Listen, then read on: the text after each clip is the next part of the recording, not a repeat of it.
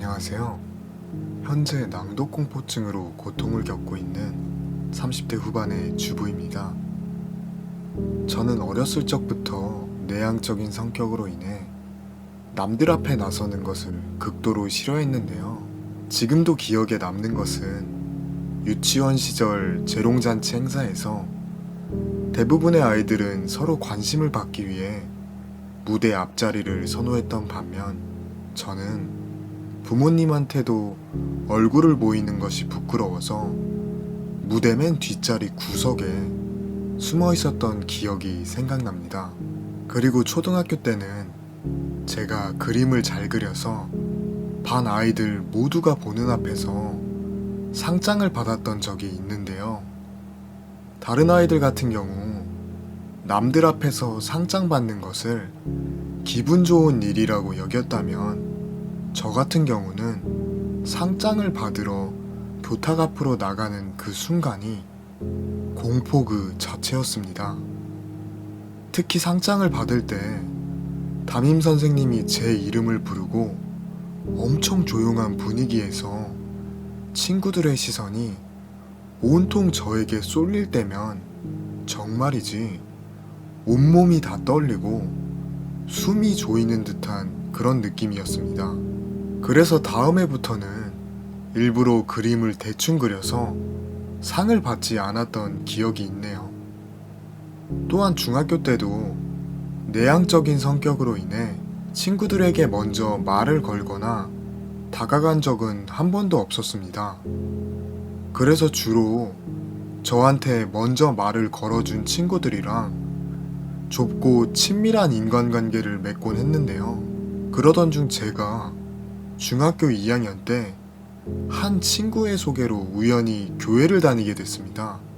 내향적이고 친구가 별로 없었던 저에게 교회라는 공간은 심리적으로 많은 의지가 됐고, 특히 마음속에 힘든 이야기나 속 깊은 이야기를 남들에게 잘 하지 않던 저에게 교회에서의 기도는 제 마음속 응어리를 푸는데 정말 많은 도움이 됐습니다. 그래서 점차 교회 활동도 열심히 하고, 심지어 대학교 진학 이후에는 교회에서 초등부 보조교사를 몇 년간 하기도 했는데요. 그러다가 초등부 보조교사를 그만두게 되는 결정적인 사건이 생기게 됩니다. 제가 대학교 3학년 때 초등부 보조교사로 아이들 앞에서 처음으로 성경을 읽을 기회가 있었는데요. 그때 난생 처음 남들 앞에서 성경을 읽으려고 하니까 머릿속은 하얗게 되고 심장은 두근거려서 너무나 당황스럽고 무서운 겁니다. 그래서 잠깐 마음속으로 기도를 하고 천천히 성경을 읽어나갔는데, 저는 그때 제가 발표할 때 과호흡 증상이 있다는 것을 처음으로 알게 되었습니다. 그때 당시 제 나름대로 천천히 성경을 읽는다고 생각을 했는데도 심장이 너무 빨리 뛰고 호흡도 가빠와서 숨을 쉬기가 너무나 힘든 겁니다. 그래도 정신줄을 계속 잡고 성경을 읽고 있는데 갑자기 한 아이가 대뜸 "선생님, 성경 읽는 게 너무 힘들어 보여요" 라는 말에 그 당시 털썩 다리에 힘이 풀려서 주저앉고 말았네요. 그리고 주변에 계시던 다른 선생님들이 몸이 안 좋은 것 같으니 쉬는 게 좋겠다고 챙겨주시는데, 그때 너무 수치스러워서 쥐구멍에라도 숨고 싶더라고요.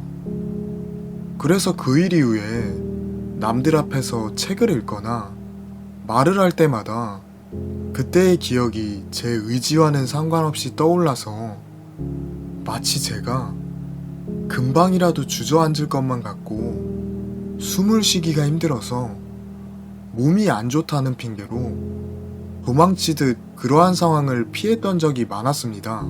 또한 저는 남들 앞에 나서는 것을 최대한 피하기 위해서 초등부 보조교사도 몸이 안 좋다는 이유로 그만두게 되었는데요. 이후 저의 증상은 점점 심해져서 10년 이상 같이 지낸 교회 사람들과의 모임에서도 무언가를 읽을 때면 목소리가 심하게 떨리거나 숨이 잘 쉬어지지 않는 증상이 나타나곤 했습니다.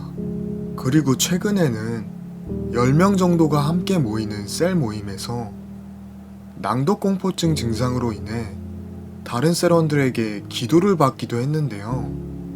물론 다른 셀원들이 저를 위해서 기도를 해준 것은 너무나 고맙고 감사한 일이지만 제가 가진 낭독공포증 증상으로 인해 이렇게 누군가의 도움을 받기만 하는 제 자신이 너무나 바보 같고 수치스러워서 기도를 받는 내내 눈물이 흐르더라고요. 그리고 더욱 저를 괴롭게 하는 것은 이렇게 기도를 받았음에도 제 증상은 조금 더 좋아지지 않고 오히려 점점 더 심각해지고 있다는 사실입니다. 그래서 기도를 해준 셀원들에게 너무나 미안한 마음도 들고 또 자꾸만 무언가를 읽거나 나서야 되는 상황이 너무나 떨리고 두려워서 이제는 그러한 상황에서 아예 시도해볼 생각조차 엄두를 못 내고 있네요.